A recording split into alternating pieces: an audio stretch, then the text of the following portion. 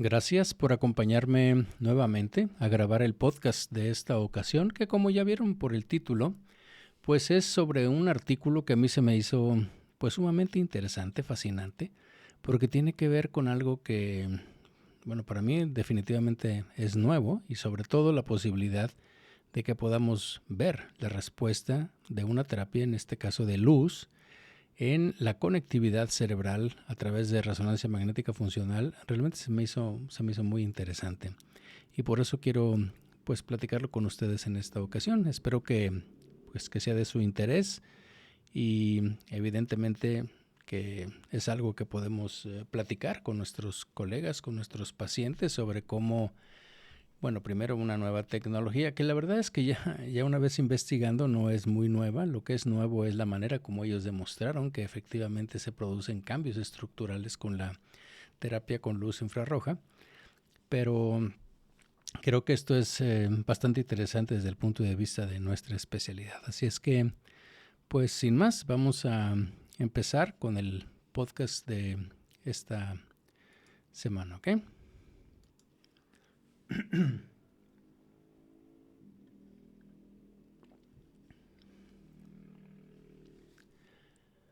Si alguna vez te has preguntado cómo la tecnología puede ayudar a sanar el cerebro después de una lesión, este episodio es para ti. Soy Memo Elizondo y hoy revisaremos un fascinante estudio que explora cómo la terapia con luz de bajo nivel podría ayudar a la recuperación de lesiones cerebrales traumáticas moderadas. Bienvenidos a Memorándum, un espacio que, pues como ustedes saben, lo dedicamos a la revisión de artículos científicos, prácticamente todos ellos en el campo de nuestra especialidad de la radiología. La mayoría de las veces son artículos que están publicados en revistas de nuestra especialidad, aunque como les consta, pues algunas veces platico con ustedes de estudios que salen en otras revistas o editoriales o artículos de opinión, pero que considero que son interesantes o importantes para nuestra especialidad. Y fíjense que el episodio de hoy se basa en un artículo publicado muy recientemente, aquí a finales de mayo de ahora, del 2024, publicado en Radiology, y que en español estaría titulado algo así como Efectos de la terapia con luz de bajo nivel en la conectividad en estado de reposo tras una lesión cerebral traumática moderada. Y obviamente pues esto me llamó mucho la atención, este título. Es algo que, bueno, mucho de esto desconocía y se me hizo muy interesante platicarlo con ustedes para ver finalmente pues que con este tipo de terapia, que les voy a platicar un poquitín aparte de lo del artículo, de qué se trata, podemos los radiólogos a través de resonancia magnética funcional identificar cambios estructurales o funcionales a través de una resonancia magnética de cerebro en pacientes que reciben trauma cerebral y que reciben esta terapia.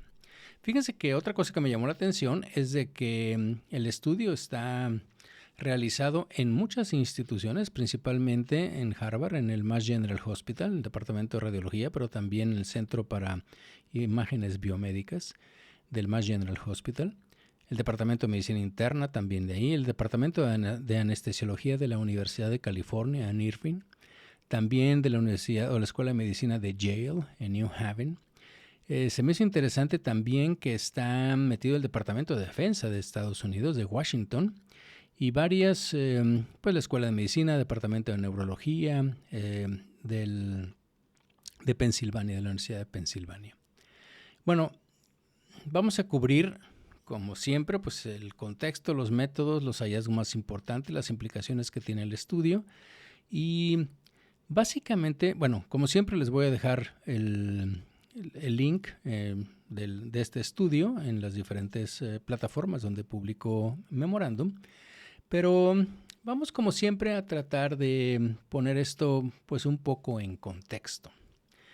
Y bueno, creo que para todos es muy conocido que las lesiones cerebrales traumáticas, que en inglés es, y probablemente lo voy a decir así porque si lo tengo en mis notas a lo mejor se me escapa alguna vez que le diga TBI, porque es Traumatic Brain Injury o lesión cerebral traumática.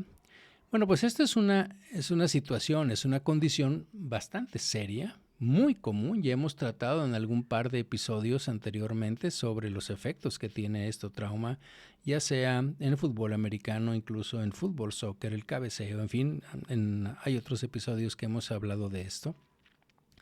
Y evidentemente, pues esto afecta a millones de personas en todo el mundo. Y como sabemos, pues la lesión traumática cerebral pues puede resultar de muchas causas, ¿no? Tan simples como una caída, accidentes de tráfico o lesiones deportivas como las que les estoy platicando, incluso pues obviamente cuestiones de violencia, agresiones y demás. Y aunque estas pueden definitivamente variar en gravedad y existe una clasificación desde conmociones leves hasta daños cerebrales que son muy severos, pues evidentemente cualquiera de estas ya sabemos y hemos visto que conducen a discapacidades cognitivas y físicas que pueden ser de muy largo plazo. Y bueno, acuérdense que también lo hemos platicado y es muy conocida una película de Concussion sobre el efecto que tiene a largo plazo los golpes que reciben los jugadores de fútbol americano. Pero bueno, si ya lo vemos como problema de salud, pues obviamente que la lesión traumática cerebral es una carga significativa, una carga de salud global, y porque, como les digo, lleva a discapacidades de por vida.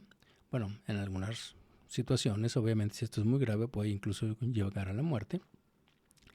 Y resulta que hay muchos tratamientos que se dan, el punto del artículo obviamente y del podcast no es revisar los tratamientos, pero bueno, el artículo menciona ahí que existen estos tratamientos tradicionales pues que tienen sus limitaciones, por lo que digamos que los investigadores están buscando continuamente nuevos enfoques terapéuticos para mejorar los resultados, sobre todo de la recuperación. Y aquí es donde entra en juego esto que es la terapia con luz de bajo nivel, que por sus siglas en inglés es la LLL3, 3 L's y una T, porque es Low Level Light Therapy, terapia de luz de baja intensidad. ¿Okay? Resulta que esta LLT o LLLT, la luz de baja intensidad, se le llama también fotobiomodulación. Y esto básicamente, luego como les digo voy a platicar un poco más fuera del artículo sobre lo que investigué un poco sobre esta terapia, pero implica la aplicación de luz en el infrarrojo cercano, ¿sí? En los rayos infrarrojos. Acuérdense que está en esta parte del espectro electromagnético que nosotros tenemos la parte visible, bueno pues la parte que está no visible, pero sí que podemos sentir, ¿sí? Con el calor, que son los infrarrojos, bueno, ese infrarrojo cercano, que aunque no lo podamos ver, sí lo podemos sentir, bueno, esa es justamente la luz que seguramente la hemos utilizado de alguna manera, como lo vamos a ver, para tratamiento de lesiones deportivas y cosas. Acuérdense que del otro lado del espectro electromagnético, que ya no vemos más, es el ultravioleta. El ultravioleta tiene mucho más energía, de hecho es la razón por la cual pues, puede producir lesiones neoplásicas, pues mutaciones y demás. Pero bueno, volviendo aquí al punto de acá, resulta que se ha demostrado que esta terapia reduce la apoptosis neuronal, que es la muerte de las células nerviosas. Como ya sabemos, después de una lesión hay una muerte celular programada, que es la apoptosis. También se ha demostrado que disminuye la citotoxicidad y la inflamación, que es generalmente para lo que se ha utilizado. Yo sabía que se utilizaba, pues es una cosa muy común. Pero bueno, a nivel cerebral, pues eso es básicamente la idea de estos autores. Y resulta que fíjense que al revisar la bibliografía, pues hay ya muchos estudios que han sugerido que esta terapia de luz de bajo nivel puede mejorar las funciones cognitivas, particularmente en las que son o en lo que se refiere a las etapas crónicas de la lesión traumática cerebral. Pero resulta que revisando estas referencias y lo que platican también en el artículo, muchos de estos estudios evidentemente, carecen de un control riguroso, con placebo específicamente, y obviamente esto dificulta mucho pues hacer conclusiones definitivas sobre los resultados de esta terapia. Así que este estudio busca llevar a cabo esta comparación, ¿sí? O digamos llenar este vacío proporcionando un análisis más controlado Ellos lo dicen y bueno, al menos el estudio no es muy grande, pero sí es muy interesante. Es un estudio completo sobre los efectos que tiene esta terapia de luz en la recuperación cerebral después del traumatismo o la lesión del TBI, ¿no? De traumática. Bueno, vamos a, sin profundizar mucho, porque obviamente esto, pues ustedes lo están escuchando, hay demasiados números y demasiadas cosas en las tablas que vienen ahí en cuanto al diseño del estudio. Pero algunos de los detalles que podríamos hablar es, bueno, primero, ¿cuál fue el objetivo? Pues el objetivo fue evaluar cuál es el impacto de esta terapia de luz de bajo nivel en la conectividad funcional en estado de reposo de todo el cerebro. Y las siglas en inglés de esta parte, ¿sí? Que es como se conoce, es el RSFC, que es Rest State Functional Connectivity. O sea, el estado de conectividad funcional en estado de reposo. ¿Okay? Y, bueno, evidentemente el objetivo fue pues, estudiarlo en pacientes que tenían lesión traumática cerebral moderada durante diferentes fases de recuperación. Ahorita les digo. Se incluyeron, así les voy a dar generalmente, se incluyeron 68 pacientes que tenían esto, de la lesión traumática cerebral, que se presentaron en el Departamento de Urgencias del Hospital General de Massachusetts entre noviembre del 2015 y julio del 2019. Los pacientes fueron seleccionados consecutivamente y debían cumplir con la definición del TBI, o sea, de la lesión traumática cerebral del Departamento de Defensa de Estados Unidos. Por eso también estaba involucrado pues, entre la autoría del artículo, como les platiqué. Y bueno, entre otras cosas, toman en cuenta algo que estamos muy familiarizados los radiólogos, que es la escala de coma de Glasgow. Entonces, cuando estaba entre 9 y 12 de puntuación, pues obviamente entraban, o aunque estuvieran de 13 a 15, que es prácticamente, digamos, más normal, pero que tuvieran un estudio de TAC de cerebro con anormalidades. ¿Okay? Que detectaran probablemente lesión axonal. Bueno, hay varias cosas ahí, diagnósticos o hallazgos que pudieran identificarse, pero específicamente se excluyeron pacientes que tenían obviamente inestabilidad hemodinámica o aquellos que tuvieron que ser operados por neurocirugía inmediatamente, los que tenían fracturas cervicales inestables, laceraciones severas del cuero cabelludo. Bueno, obviamente lo típico, sí que pues, eso lo pusieron a priori, no dicen si hubo o no, pero pacientes embarazadas con lactancia, pacientes con demencia, con tumor cerebral o aquellos que hubieran tenido lesión traumática cerebral o accidente cerebrovascular en el último año. ¿Okay? También excluyeron pacientes que tenían epilepsia o alguna otra condición que impidiera, por ejemplo, prótesis o cosas metálicas que se les pudiera realizar una resonancia magnética, que fue como se hizo básicamente el estudio.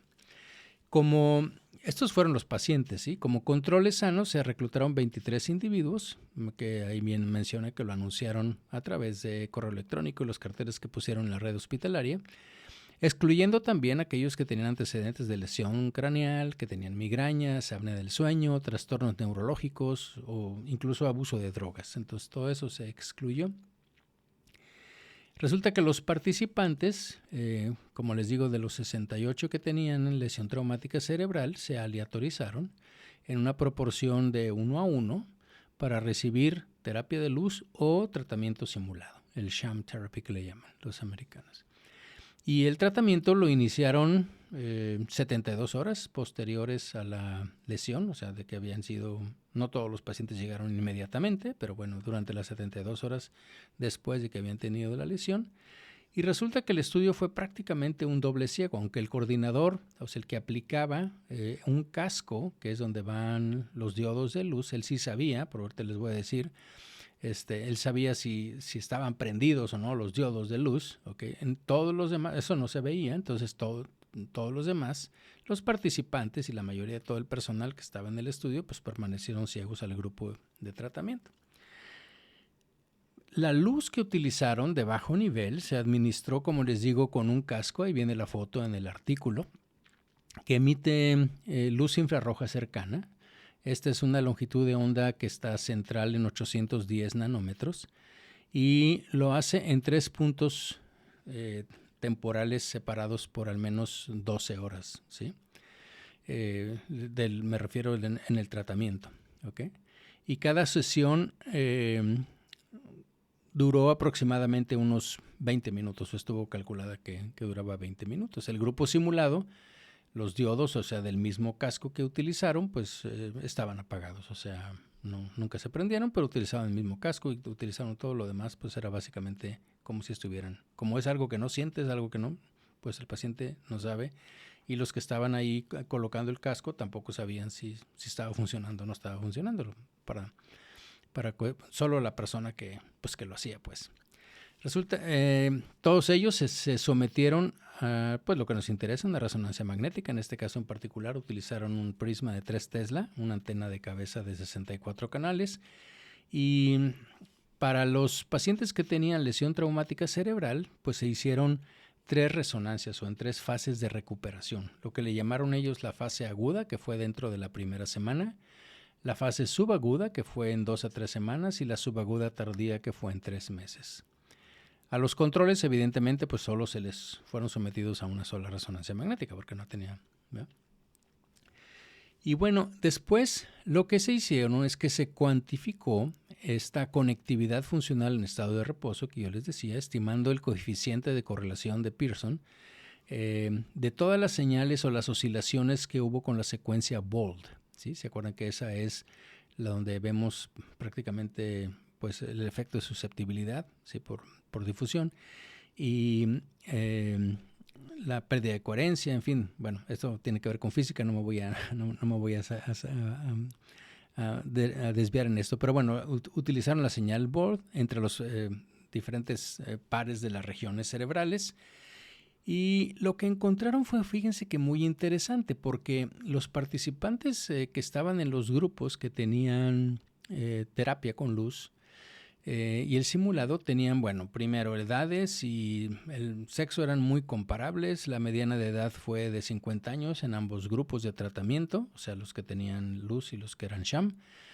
Los controles tenían una edad promedio mediana de 42 años. El grupo de luz tenía 9 mujeres y 8 hombres. El grupo simulado 11 mujeres, 10 hombres. En los controles 10 mujeres, 13 hombres. Esos son los 23, ¿se acuerdan que les dije? Y básicamente no hubo diferencias significativas. Ahí viene una tabla en la escala de coma de Glasgow entre los grupos que tenían terapia con luz y los que tuvieron el tratamiento simulado. Ahora vamos a ver cuáles son los cambios que se encontraron en la conectividad funcional en estado de reposo. Pues fíjense que en la fase aguda, que es, ahí viene una imagen muy bonita, se encontraron que, bueno, de la parte aguda a la subaguda, ¿okay? Porque primero hicieron uno y luego el cambio con la terapia, pues se encontraron 7 pares de regiones cerebrales que mostraron un aumento significativamente mayor en la conectividad en los participantes, obviamente, que fueron tratados con luz de bajo nivel en comparación con los tratados con placebo. Y estas regiones incluían, estas regiones que yo les digo, que estos 7 pares de regiones incluían el polo temporal izquierdo y las regiones temporal, parietal y occipital contralaterales. Pero luego resultó que de la fase subaguda a la subaguda tardía había 13 pares de regiones cerebrales que mostraron un aumento de la conectividad en todos los participantes, incluyendo los participantes tratados con placebo, o sea, sin haberle puesto luz. Y esto sugiere que hay un proceso de curación natural.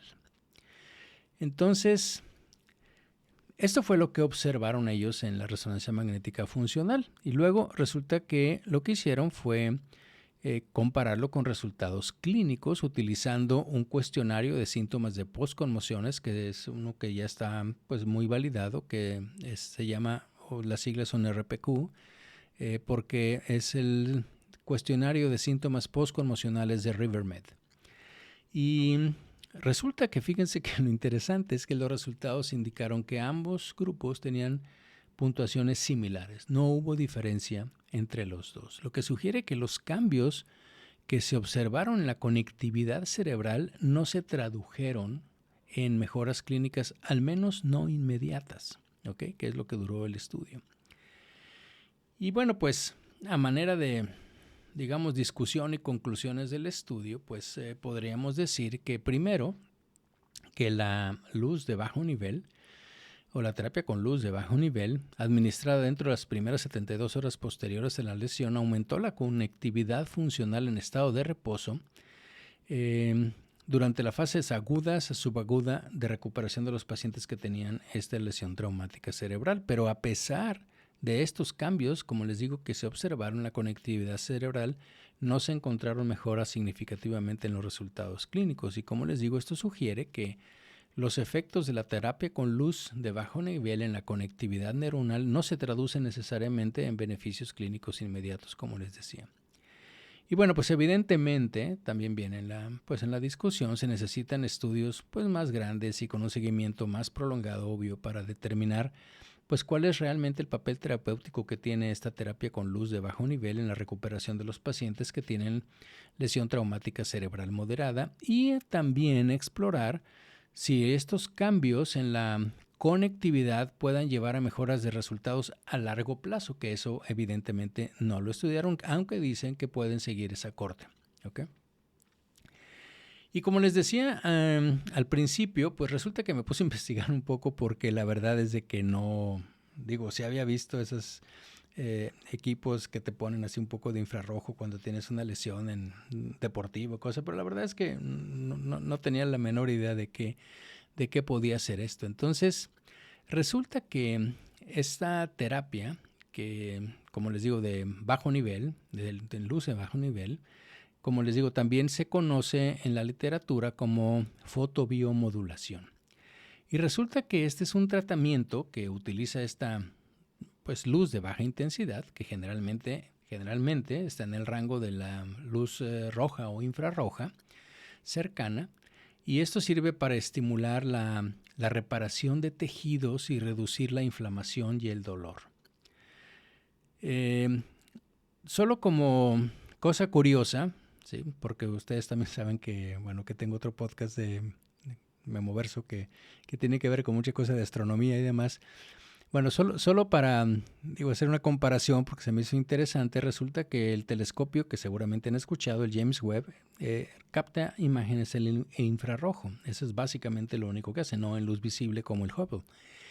Y resulta que es porque la radiación infrarroja pues atraviesa mucho de toda esta materia que se encuentra en galaxias, alrededor de estrellas, de planetas, etcétera, y que de alguna manera oscurece la luz visible o lo que podemos ver con los telescopios convencionales. Y si les comento esto porque lo que les quiero decir es que así como atraviesa esto, también atraviesa el cráneo, ¿ok? Y puede llegar hacia los sitios donde estemos enfocando esto. Entonces, esa es una parte interesante. Pero finalmente, pues es luz y nosotros estamos acostumbrados de alguna manera, por ejemplo, al láser, que ese es luz, pero de alta intensidad. Y sabemos, por ejemplo, que el láser puede cortar o evidentemente quemar tejidos, lo utilizan mucho para cauterizar y demás. Pero la LLLT pues utiliza niveles mucho más bajos que no causan daño térmico, ¿ok? Aunque sí producen el calor en el infrarrojo, pero no queman, ¿ok? No desnaturalizan las proteínas, pues como los láseres. Y resulta que esta terapia funciona a nivel celular, influye en muchos procesos bioquímicos dentro de las células y más o menos, sí, está mucho más complejo y obviamente no comprendo todo, pero fíjense que lo que resulta es que las células absorben los fotones de luz, ¿okay? Que son emitidos por la luz de bajo nivel, y lo hacen a través principalmente de los cromóforos, que son todas esas moléculas que tienen esa capacidad. Ustedes seguramente se acuerdan de la citocromo-C oxidasa, ¿sí? Que esta está en la mitocondria. Entonces, al estimular esto, la absorción de luz por estas mitocondrias, obviamente aumenta la energía, al absorber la luz, llegan los fotones, resulta en una mejor función mitocondrial, aumenta la producción de ATP, que obviamente, como sabemos, es la principal fuente de energía de las células, y resulta que también esta terapia de luz reduce todo lo que es el estrés oxidativo celular a través de unos mecanismos bastante complejos. Aumenta también los factores de transcripción del RNA a nivel de los ribosomas. Mejora esto obviamente la síntesis de proteínas, la proliferación celular. También tiene o influye en diferentes vías de señalización tisular que pueden conducir a efectos que al final se han demostrado que son antiinflamatorios, promueve reparación, regeneración de tejidos y obviamente pues todo esto, digamos a nivel bioquímico, a nivel celular, pues se traduce estos efectos biológicos en que, bueno, primero por ejemplo, pues hay un aumento de la proliferación de los fibroblastos y otras células que son responsables también de reparar tejidos, o sea, toda la parte inflamatoria y demás, las citoquinas y todo eso que viene ahí. Hay una disminución de mediadores inflamatorios, de esto que les platico, entre ellos las citoquinas, que ayuda a reducir obviamente el edema, la inflamación de los tejidos dañados, inhibe la transmisión de señales de dolor, ¿okay? A través de las fibras nerviosas, aumenta la microcirculación, lo cual aumenta el suministro de oxígeno y obviamente con esto, pues, nutrientes y oxígeno a todos los tejidos dañados y demás. Y debido a todos estos efectos, pues que son efectos biológicos, primero vimos la parte bioquímica, molecular, después los efectos biológicos, pues la investigación se hace en varias aplicaciones clínicas y pues una de ellas, como les acabo de decir, pues si me hace disminuir la transmisión de las señales de las fibras nerviosas, pues es para aliviar dolor, por ejemplo, en condiciones como artritis, tendinosis, dolor crónico de espalda, pues en todo eso que es donde creo que hemos visto ese tipo de terapias, ¿no? La otra cosa es que también promueve la cicatrización de heridas, cicatrización de úlceras, especialmente, por ejemplo, en pacientes con diabetes. Mejora la recuperación de muchas condiciones neurológicas. Fíjense, por ejemplo, después de accidente cerebrovascular se ha investigado bastante. En demencias hay varios artículos que encontré de eso, neuropatías, y obviamente pues en lo que trata el artículo de hoy, que les digo no es el primero que sale, es el primero que demuestra estos cambios de la aplicación pues en la lesión traumática cerebral. Bueno, hay otras aplicaciones, digamos, más superficiales o algo así, como tratamiento de acné, psoriasis, mejora en la apariencia de la piel y, bueno, también en lo que poco que yo lo había visto, pues la recuperación, como les decía, de lesiones deportivas y mejoramiento del rendimiento muscular. Y obviamente que no leí todo, pero pues hay mucha investigación. Esto como que está en constante evolución, aunque debo confesar, como ya se los dije 2 o 3 veces, que no había tenido oportunidad de revisar este tema. Y se está investigando mucho sobre cuáles son las mejores longitudes de onda, cuáles son las dosis, cuáles son los regímenes de tratamiento para diferentes condiciones. No, obviamente no todo puede tratarse igual. Entonces, si hacemos como un resumen de esto, pues de las dos cosas que les platiqué, de la LLNT y del artículo, pues esta es una tecnología que parecería muy prometedora con una amplia gama de aplicaciones clínicas y efectos biológicos aparentemente muy beneficiosos.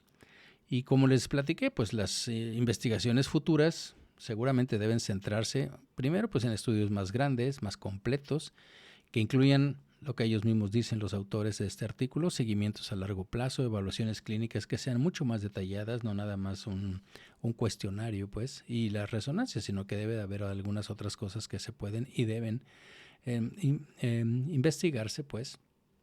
Y esto finalmente, pues, ayudará, pues, a aclarar cuál sería el papel terapéutico de esta luz de baja intensidad en la recuperación, en particular de lo que hablamos hoy, ¿sí? Que es la lesión cerebral traumática moderada y ver cómo podríamos aprovechar esos beneficios, porque realmente si esto funciona, como digo, se está demostrando que sí funciona, hay una evidencia pues ahora de que sí hay cambios producidos por esta luz y que no es el efecto placebo y demás. Yo creo que es muy interesante.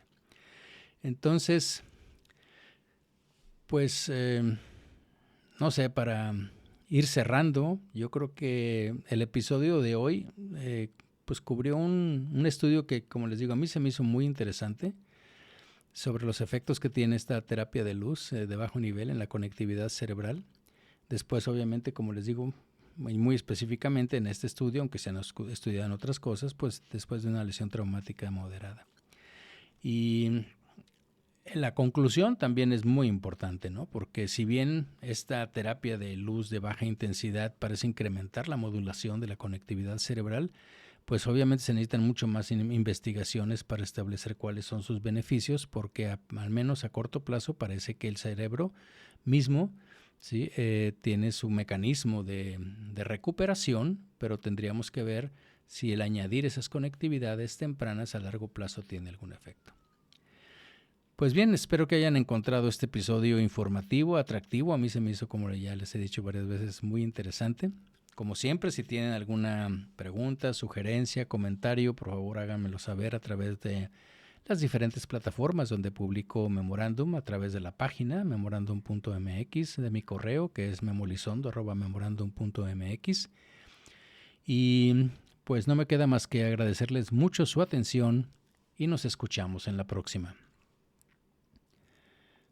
Ustedes que se quedan conmigo, pues muchas gracias. Espero que les haya sido interesante. Vean las imágenes que vienen ahí en el artículo, si es que pues les llama la atención. Creo que es un artículo que está en Open Access, que pueden accesar y que pueden ver las imágenes y cómo hicieron el estudio, que se me hizo muy interesante. Y bueno, pues muchas gracias y nos vemos en la próxima.